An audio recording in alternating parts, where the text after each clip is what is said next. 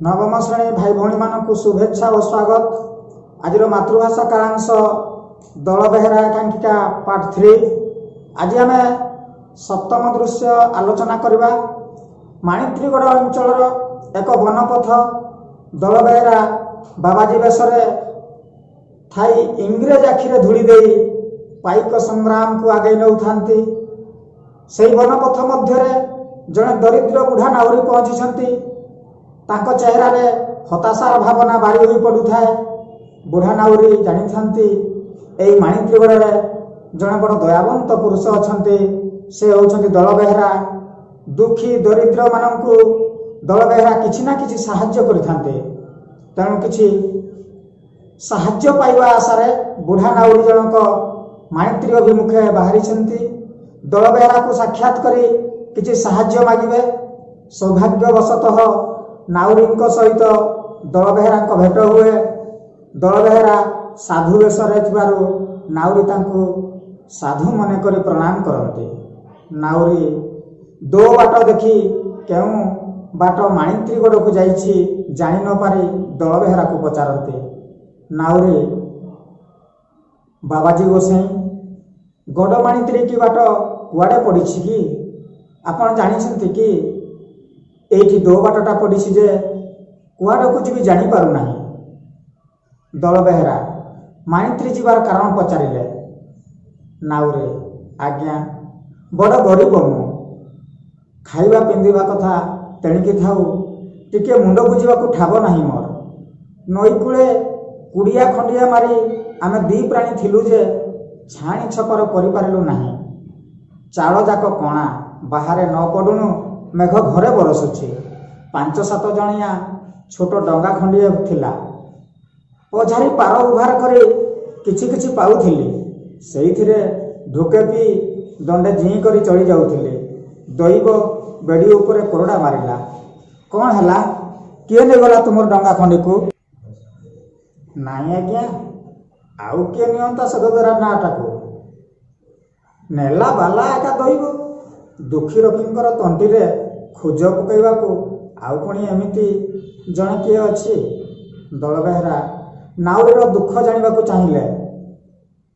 बुढ़ा नाउरीटी कहिला ता जीवन में घटिथिबा दुखद कहानी। दुख जेतेबेले मनीष जीवन में आसे ता सांग साथी को नहीं आसे। गरीब नाउरीर मुंड बुझिबा पई चाଳ खंडे नथिले मध्य पेट चाखंडक पई नाटिए थिला जहा आहार गंडे जुगाड़ करुथिला। दैव सहिला नहीं।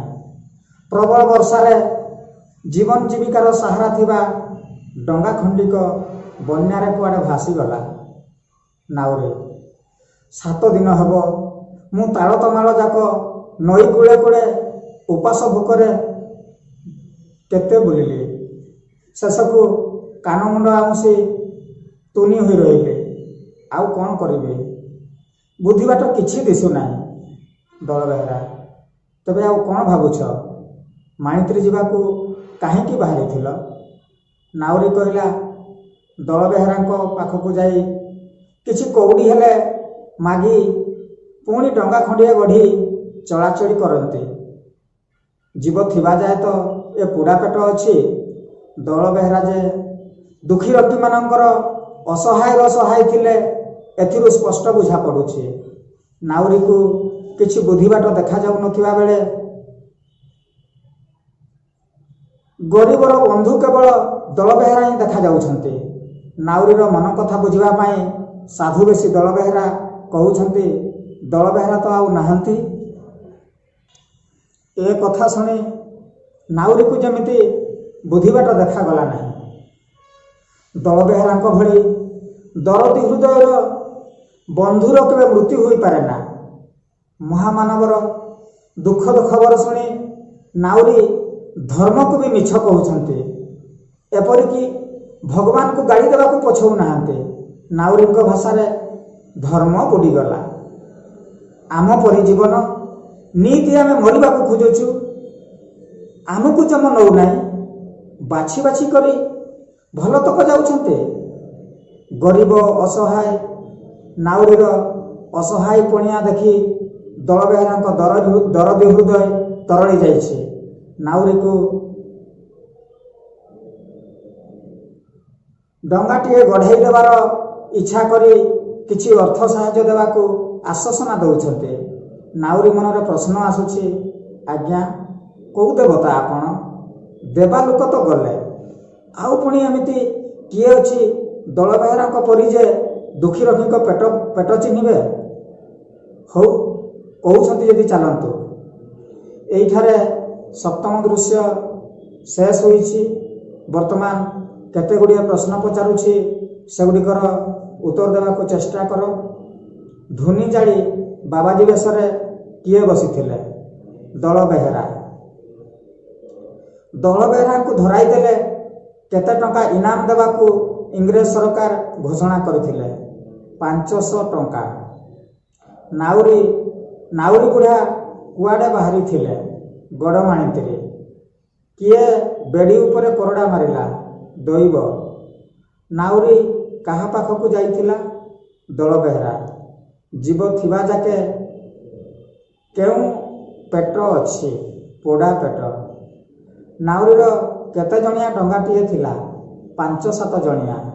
ନାଉରୀ ଦଳବେହେରାଙ୍କୁ କ'ଣ ମାଗିଥିଲା? ଡଙ୍ଗାଟିଏ ଗଢ଼ିବା ପାଇଁ କିଛି ସାହାଯ୍ୟ। ନାଉରୀ କିପରି ପେଟ ପୋଷୁଥିଲା? ଡଙ୍ଗା ପାରି କରି। କିଏ ଚଢ଼େଇ ଚିରିଗୁଡିଙ୍କ ପେଟ ଚିହ୍ନି ପାରୁଥିଲେ? ଦଳବେହେରା। ଧନ୍ୟବାଦ। ଏଇଠି ସପ୍ତମ ଦୃଶ୍ୟ ଶେଷ ହୋଇଛି।